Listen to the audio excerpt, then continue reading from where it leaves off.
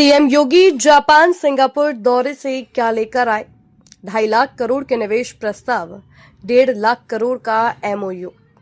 उत्तर प्रदेश के मुख्यमंत्री योगी आदित्यनाथ ने 4 दिनों की सिंगापुर और जापान की यात्रा को पूरा कर लिया है।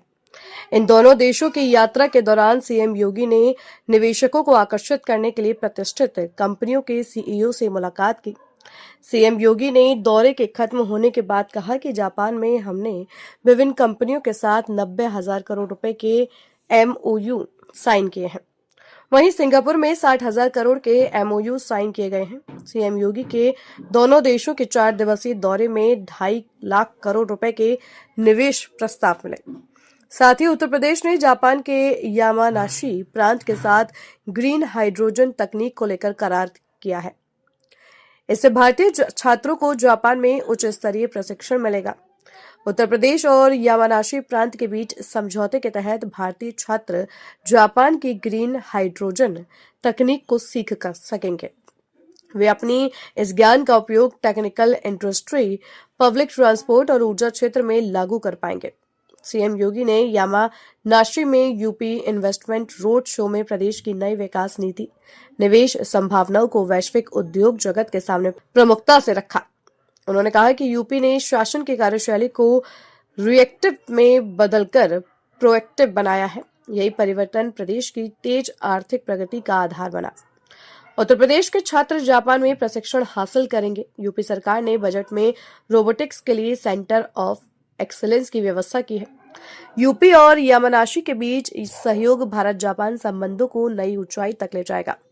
सरकार निवेश आकर्षित करने, उद्योगों को सुविधा देने, तकनीक अपनाने, वैश्विक साझेदारी बढ़ाने की दिशा में पहल कर रही है।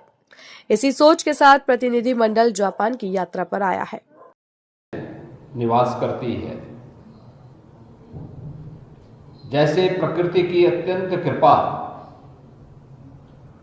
जापान के यामानाशी प्रांत पर है, इसी प्रकार की असीम कृपा प्रकृति की उत्तर प्रदेश पर भी है। भारत की सबसे उर्वरा भूमि, भारत का सर्वाधिक जल संसाधन,